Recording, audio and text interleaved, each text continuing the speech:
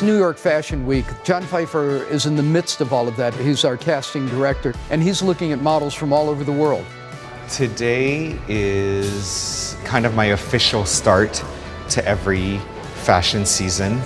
It's an opportunity to see the models and just get a read of how people look, because it's my job as a casting director to edit the list of girls that are being brought in to meet a designer. And so this is the first round of vetting that goes on in the casting process.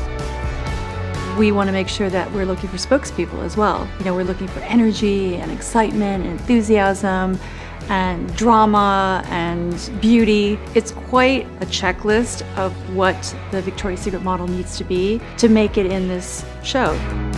Last year we had 48 girls in the show, and I would venture to say that at least half of them will make it back into the show. So in a best case situation, there may be 20 to 25 open spots in the show, and there will be a much greater number than that vying for those positions. Emmeline, Olivia, Alexia, Varia, Julia, Victoria. It's my first day of New York Fashion Week. Altogether I have like 9 to 10 castings, I think.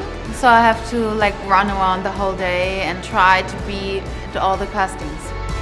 So it's nerve-wracking when you just see a lot of beautiful girls and you begin to like doubt yourself a little bit because everybody's so beautiful. It's crazy how the casting directors can be able to choose models. At 24, what goes through my mind is, there's people I know behind the desk. It's fun, I can talk to them, it's easy. But I remember being 18 in this situation and being terrified because you are aware that you're one of a million girls and there are adults behind the table that you have no idea who they are or what, but you've been told to impress them, but you don't know how.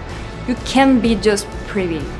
You have to show that you have a personality, that you can speak, even if your English is bad, like me. You have to try and to push yourself.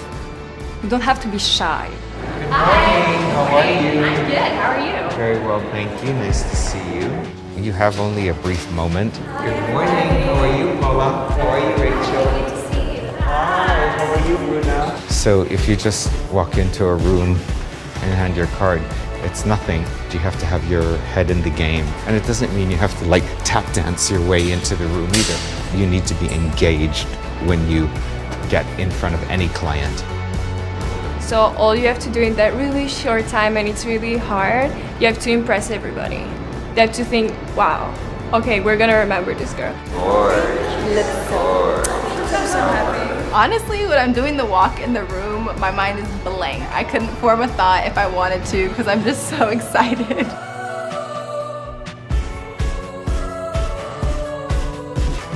Rejection is something that every single model, no matter how big you are, is used to. You can be like an amazing name and cast for something and not get it because you probably have like blonde hair but they want brunettes. It's just how it is. Rejection is part of the job. At the end of the day, I think that casting directors are looking what's going to like benefit their client and what their client wants. It could be something that they want more of a lively girl and you're more grunge. Like you want to make sure that you know, like maybe I just didn't fit into this collection. You have to keep that in mind. You could have a perfect walk, you could do whatever, but at the end of the day, that client's looking for someone who fits their brand. Models now, their aspiration is to be in the Victoria's Secret fashion show. That's the top of the game. It's really important in every girl's career. I mean, Victoria's Secret is like the biggest fashion show you could ever think of, you know, walking in. So I always watch it. It's a dream, really, to work with Victoria's Secret. Yes, it's a dream.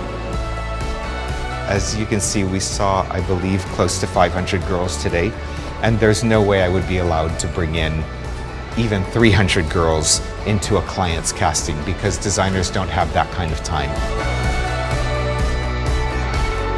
This is extremely competitive for the girls. I mean, this has to be my favorite. And I love this idea of mixture of sports and fantasy. This is going to be about an 8-foot long cape that's all custom painted. Those clothes, how do they get there?